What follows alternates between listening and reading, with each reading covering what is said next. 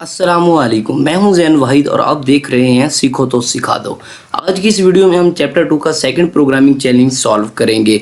इस programming challenge में हमने सेल्स प्रेडिक्शन करनी है। अगर हम स्टेटमेंट पे गौर करें तो यहाँ पर हमें बयान किया गया कि हमारे पास एक कंपनी है और उस कंपनी की एक डिवीजन है। वो डिवीजन हमारे पास कंपनी की टोटल सेल्स का 58% जनरेट करती है। हमारे पास कंपनी की पर ईयर जितनी भी सेल्स होंगी उसमें से 58% हमेशा वो डिवीजन जनरेट करेगी। अब इस परसेंटेज की बेस पे हमने ये बताना है कि हमारे पास जो कंपनी है अगर उसकी एक साल में 8.6 मिलियन डॉलर की सेल्स हुई हैं तो अब बताओ कि वो जो 58% है उसकी बिना पर कितने मिलियन डॉलर बनेंगे जो हमारे पास उस डिवीजन ने जनरेट किए होंगे। अब यहाँ से अगर ये सारे डेटा बताया इसको हम अलग करें तो यहाँ पर उसने हमें ये बताया हुआ है कि जो डिवीजन की परसेंटेज में सेल्स होगी वो हमेशा 58% ही होगी और जो कंपनी की सेल उसने हमें एक साल की बताई है, सारे सालों की नहीं बताई, एक साल की बताई है कि अगर एक साल में 8.6 मिलियन डॉलर की हो जाती है तो बताओ वो जो 58% है उसके मुताबिक डिवीजन सेल्स कितनी होंगी, यानी मिलियन डॉलर्स में कितनी सेल होगी।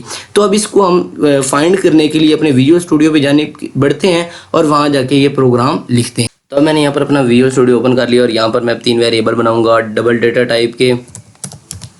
फर्स्ट वेरिएबल मैं बनाता हूँ डिवीजन परसेंटेज के नाम से और इसको मैं इनिशियलाइज़ कर लेता हूँ 0.58 से जो एक्चुअल में इक्वल है हमारे पास 58% के। सेकंड वेरिएबल मैं कंपनी सेल्स के नेम से बनाता हूँ और इसको इनिशियलाइज़ कर लेता हूँ कंपनी सेल्स से। कंपनी सेल्स हमारे पास 8.6 है। यहाँ पर थर्ड वेरिएबल मैं डिवीजन सेल्स के नेम से बनाऊंगा और क्योंकि अब हमने अभी फाइंड करना है तो इसलिए उसको मैं 0 से इनिशियलाइज़ कर दूंगा। तो ये मैंने डिवीजन सेल्स के नाम से एक वेरिएबल बनाया और इसको मैंने कर लिया 0 से इनिशियलाइज़। अब हमने यहाँ पर फाइंड करनी है कि हमारे पास डिवीजन की सेल्स कितनी होती हैं। तो डिवीजन की सेल्स फाइंड करने के लिए हम डिवीजन की परसेंटेज को कंपनी की सेल्स के साथ मल्टीप्लाई करेंगे तो हमारे पास डिवीजन की सेल्स आ जाएगा और इसको जो हमारा आंसर आएगा इसको हम डिवीजन सेल्स में ही स्टोर कर लेंगे। तो हम यहाँ पर ये डिवीजन सेल्स जो हमारे पास वेरिएबल है इसको कॉपी कर लेता हूँ। अब जो डिवीजन परसेंटेज है और कंपनी सेल्स है इनका मैं प्रोडक्ट लेता हूँ और इसको मैं स्टोर कर लेता हूँ डिवीजन सेल्स में। अब हमारे पास जो डिवीजन परसेंटेज और जो कंपनी सेल्स है इनका जो प्रोडक्ट आएगा वो डिवीजन सेल्स में स्टोर हो जाएगा।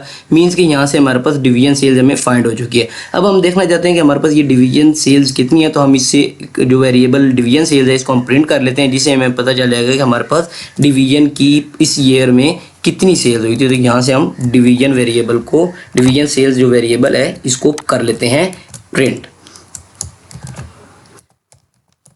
जैसे ही मैं ऐसे प्रोग्राम को रन करता हूँ तो यहाँ पर मुझे शो हो जाता है कि हमारे पास जो डिवीजन की सेल्स थी वो 4.988 मिलियन डॉलर हुई थी। मैंने सर प्रिंट नहीं किया मिलियन डॉलर, लेकिन हमारे पास जो भी सेल्स इसकी सेल्स होगी वो हमेशा हमारे पास मिलियन डॉलर में होगी। तो यहाँ पर हमारे पास शो हो चुका है कि हमारे पास जो डिवीजन की 58% थी वो इस साल 4.988 मिलियन डॉलर थी।